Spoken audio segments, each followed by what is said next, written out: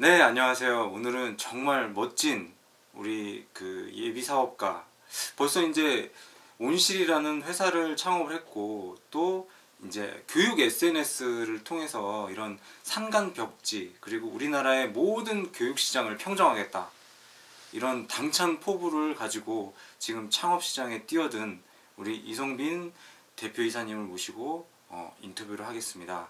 안녕하십니까. 오늘 나와주셔서 너무 감사합니다. 네네. 맞습니다. 제가 그 고려대학교 아테네학당에서 제가 강연을 했는데 그때 오셔가지고 아주 멋있는 꿈을 발표해 주셨어요. 그래서 되게 궁금증이 생기더라고요. 이분의 꿈은 이렇게 잠깐 들어서는 너무 아쉽다. 다시 한번 만나고 싶다고 했는데 또 오늘 또 귀한 시간 내주셔서 왔습니다. 안녕하세요. 오늘 자기소개 잠깐 해주시겠어요? 네. 안녕하세요. 저는 회사 온실의 대표 이성빈이라고 하고요. 2년간 제가 오랫동안 멘토링을 해왔어요. 근데 보통 학생의 멘토링을 한 게 아니라 강원도의 정선에 있는 학생들을 멘토링 해왔는데 그 친구들이 너무 좀 제가 평소 때 보던 친구들과는 달리 기회를 못 받는 거에 대해서 많이 안타깝더라고요. 그래서 이제 그 친구들이 제가 프로그래머에서 엮여졌지만 그 친구들을 더 이상 이렇게 프로그램이 끝나고 다시 방치가 되면 안 되겠다. 내가 개인적으로라도 돌봐줘야 되겠다. 그렇게 해서 약 100명의 멘티들을 2년간 혼자서 돌보아 왔어요. 가서 이제 공부도 가르쳐주고 꿈 키워주고 그런 식으로 멘토링을 했더니 이제 친구들이 다 고3이 돼서 올해 수능을 다 쳤거든요. 그랬더니 하나같이 저한테 고맙다는 말을 많이 했는데 근데 그러고도 제가 결국 그 친구들만 변화시켰을 뿐 큰 틀에서 강원도 정선에 제가 진짜 개혁을 불어왔느냐 싶어서 진짜 그런 학생들도 우리나라의 모든 학생들처럼 기회 균등을 받을 수 있도록 프로그램을 고안했고요. 그 프로그램이 제가 같이 해서 출발했기 때문에 그 프로그램을 떠올릴 수 있었던 것 같아요. 그래서 아직 국내에는 전혀 없고 해외에도 없을 거예요. 그래서 그걸 론칭하고 있습니다. 이야, 대단하신데요. 이번에 그 기업가정신재단에서 한 그 창업가 캠프인가요? 네, 맞습니다. 거기 가셔가지고 또 입상도 하셨다고. 네. 페이스북에서 봤습니다. 이분이 참 궁금하시죠. 근데 이분은 정말 정말 화성인 바이러스라는 프로그램에서 서울대 꼴찌남이라고 나왔는데 거기선 진짜 좀 악마의 편집이라고 하는 좀 이상한 면만 좀 많이 부각이 되는데요. 사실은 속이 알차고 아주 멋진 정신을 가진 기업가 정신을 가진 CEO십니다. 이분으로 말씀드릴 것 같으면 정말 그 IQ뿐만 아니라 IQ는 지금 멘사 지금 회원이시죠? 네, 멘사 회원. 네, 멘사 시험을 10분 만에 통과하시고 가볍게 나와주셔서 지금 IQ가 정확하게 지금 측정이 안 되는 분인데 그 이상의 아주 멋있는 그런 우리나라 교육의 혁명을 가져올 이런 그 회사를 지금 꿈꾸고 있는데요. 그 어린 시절 좀 어땠나요? 좀 천재적이었나요? 좀? 아니에요. 저는 어린 시절에는 공부를 별로 잘하는 학생이 아니었어요. 그리고 학교에서 항상 소외가 돼 있었고 그러다 보니까 성격이 강해가지고 공부도 잘하지 못하는데 별로 잘 놀지도 못하고 그러니까 친구가 관심을 안 가져주는 거예요. 그러다가 이제 어중떠중 그러다 보니까 예술에 심취했던 것 같아요. 피아노만 내 친구다. 피아노를 거의 6년 동안 치다가 피아니스트가 되겠다고 생각을 해서 어머니한테 당당히 예술중학교로 보내달라고 해요.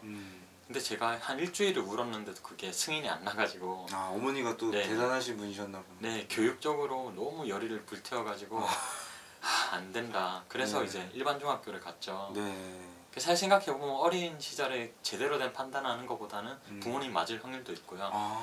그래서 일반 중학교를 가서 또 여느 때처럼 비슷한 시절을 보냈어요. 공부를 잘하는 것도 아니고 잘 노는 것도 아니고 그래 하나라도 잘해보고 싶어서 공부를 잘하기는 힘드니까 잘 놀아보자 해서 힙합 추는 친구들이랑 힙합도 좀 추고 다녔는데 재능이 없어서요. 힙합에 대한 그래서 그냥 놀이터에 만나서 막 춤추고 노는데 전 아무것도 못했어요. 그래서 그렇게 보내니까 중학교 내신이 한 50%를 왔다 갔다 하더라고요. 그러니까 이제 저 고등학교 갈 때 되니까 어머니가 그러면 공고를 가는 게 어떻겠냐. 네. 지금 어중이 떠중인데 인문계 가봤자 네가 잘 나오지도 않을 거고 네네. 공고를 가서 1등을 해보자. 그 제가 싫다고 했죠. 네. 저 왜냐하면 옛날부터 서울대학교를 가겠다는 말을 사실 입에 붙이고 다녔어요. 제가 항상 친구들한테 말했어요. 전 서울대 갈 거라고. 친구들은 콧방귀만 꼈죠. 솔직히 네. 공부를 못하는 애가. 네네. 근데 제가 고등학교 갈 때 전 그래도 인문계 갈 수 있는 이 밑에 한선에는 있었으니까 어머니 저 이제 인문계 가면 서울대 갈 수 있어요. 네. 근데 어머니는 안 된다고. 그래도 제가 억지로 또 일주일 동안 울어서 서울대를 위해서 고등학교 인문계로 갔죠. 네. 그리고 첫 시험을 쳤는데 320명 중에 278등. 서울대보다는 좀 이게. 네. 그렇게 해서 고등학교 1학년 때 정말 큰 결심을 했어요. 네. 아, 노는 거든 공부든 진짜 하나는 잘해야 되겠다. 그래서 이제 그때부터 노는 걸 잘하기로 결심을 했어요. 네. 그래서 이제 반에서 제일 잘 노는 친구를 하나 물색해가지고 베스트 프렌드를 먹고 네. 그 친구를 통해서 진짜 태어나서 여자랑 말을 섞어본 적이 없었는데 그 친구가 여자랑 너무 말을 잘해가지고 네네. 좀 말도 섞어보고 네. 그럼 친구랑 같이 연예인이 돼야 되겠다. 연예인. 네, 2년 동안 연예인 준비했습니다. 아니 외모도 그래서 되게 먹힐 것 같은데 약간 공유필도 약간 날 것 같고. 네. 공유 팬들한테 예. 아니 진짜 저한테 돌을 던지세요. 네, 이분한테 던져주세요. 네네네. 진짜 저한테는 공유하고 비슷하게 생긴 것 같아요. 아니에요? 네. 그래서 2년간 연예인만 준비하다가 네. 그래서 이제 저는 서울대의 꿈도 가지고 있었지만 연예인을 꿈꾸니까 어떻게 해야 될지 몰랐어요. 서울대를 가서 연예인을 하면 되겠구나. 네네. 그러다가 이제 친구가 저보고 예체능을 이제 그만두라고 해요. 그 시절에 친구랑 같이 술을 자주 마셨는데 네네. 친구가 이제 술에 취해가지고 너 정도 수학 실력 있었으면 나 같으면 공부했다. 그 말 한마디에 제가 수학만 잘하고 나머지를 다 못해가지고 네. 고등학교 내신이 한 중간 정도예요. 근데 이제 수학 그 친구가 진심으로 그렇게 얘기해주니까 이제 공부를 해야 되겠더라고요. 네. 그래서 이제 어떤 공부를 할까 하다가 우연히 선생님한테 맨날 불려갔어요. 문제가 좀 있는 학생이라서. 네. 선생님실에 어느 날은 작업하고 있는 동안에 불려가서 네. 잠깐 서 있는 기회가 있었는데 그동안에 선생님 책장에 꽂혀있는 과학 동화 한 권을 보게 돼요. 과학 동화. 네. 네. 그 책을 열어보니까 타임머신은 어떻게 작동하고 실현 가능한가. 네. 굉장히 호감이 많이 가더라고요. 바로 펴서 봤는데 네. 원리를 잘 설명해놨어요. 그리고 마지막을 불가능하다로 이렇게 적어놨는데 네네. 제가 타임머신은 도대체 어느 과를 가야 배울 수 있지를 생각하다가 문득 이거를 쓴 사람이 타임머신을 다뤘으니까 네. 여기 가면 되겠구나. 네. 그게 서울대학교 재료공학부였어요. 그래서 그때부터 서울대학교가 아닌 서울대학교 재료공학부라는 재료공학과. 디테일이 생기고 정말 거기 가기 위해서 친구들이 막 공부하면 좀 꿈을 다르게 꿔요. 서울대 아니면 의대 나눠서 꾸는데 네. 저는 서울대학교 재료공학부다 무조건. 딴 데는 절대 안 간다. 네네. 네, 그렇게 해서 고3 때 공부를 했지만 사실 너무 해놓은 가닥이 없으니까 1년 만에 공부를 성공하지 못했어요. 네네. 그래서 이제 재수를 들어갔고 재수를 시작할 때 제 점수가 400점 만점에 324.5점이고 네. 등수는 7만에서 8만 등 사이였어요. 전국 등수가. 네네.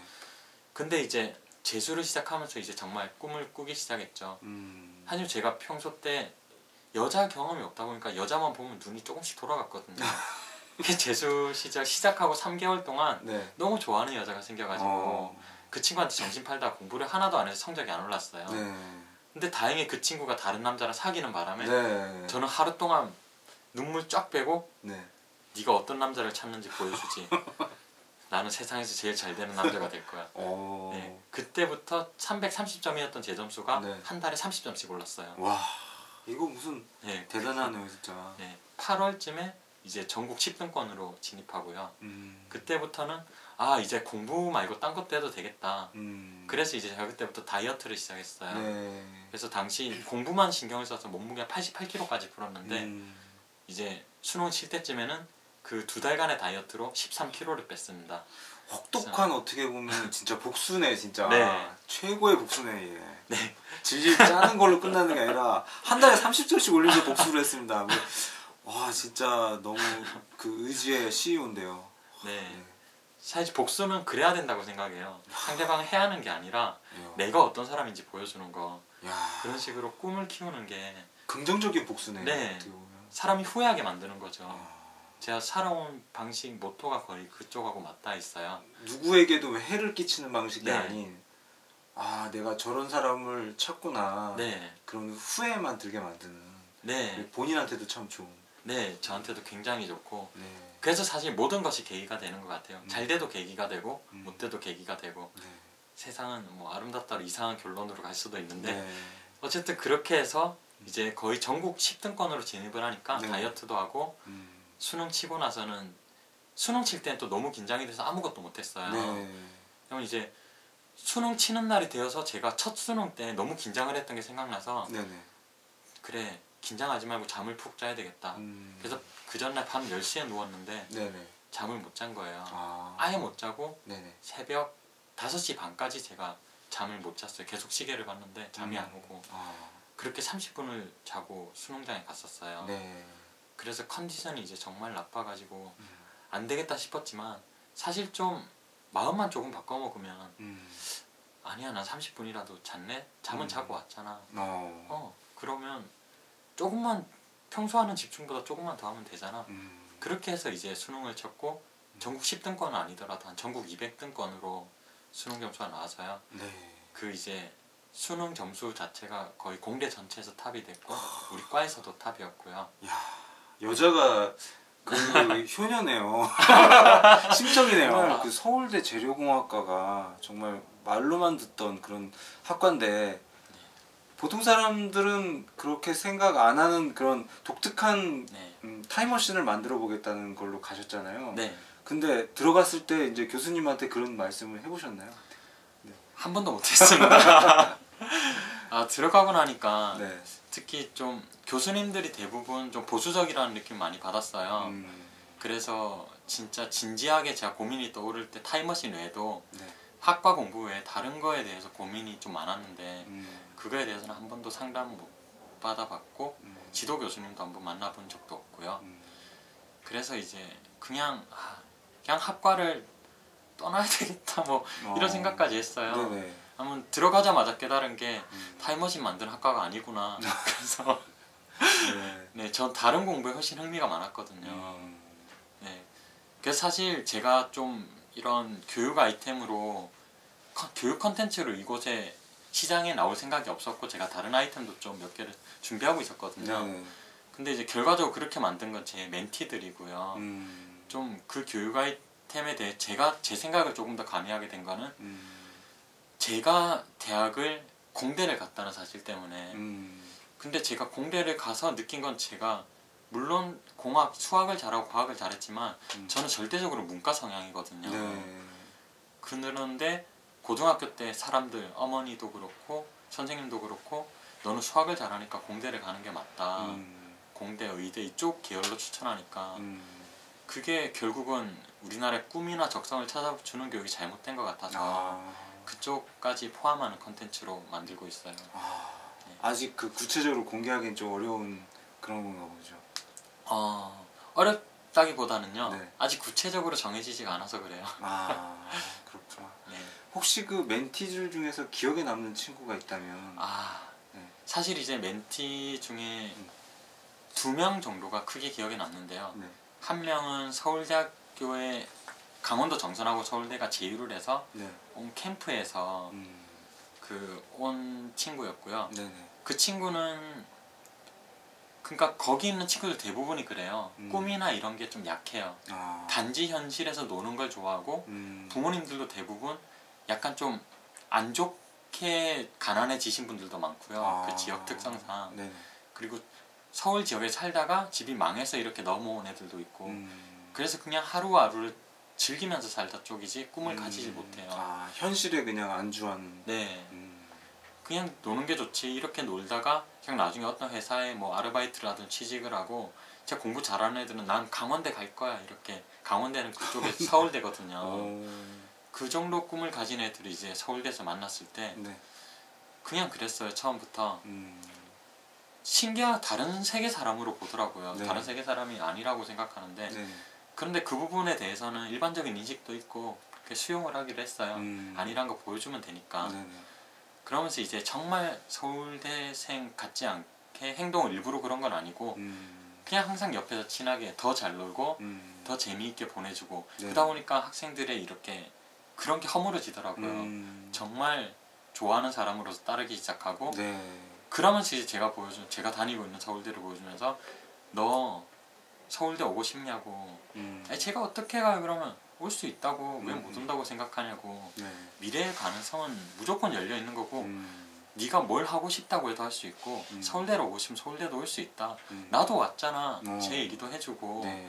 그러면서 애들이 모두가 어쨌든 꿈은 확실히 키우고 돌아갔었어요. 네. 그러니까 학생들이 보통 애들이 캠프를 오면 캠프를 애들이 많이 가요. 왜냐면 강원도 정선이 돈이 많아가지고 그 카지노 때문에 맞다. 사회공헌을 진짜 많이 하거든요. 카지노. 네. 그래서 캠프를 여기저기 막 보내는데 네. 끝나고 나면 애들이 다 연락이 안 돼요. 원래 그 멘토들이랑은. 네. 근데 다시 현실로 돌아가는. 네. 딱 돌아가는 순간 역시 쟤네들은 연세대생이었어. 나 역시 우리는 강원도 정선 애들이야. 이렇게 되는 거예요.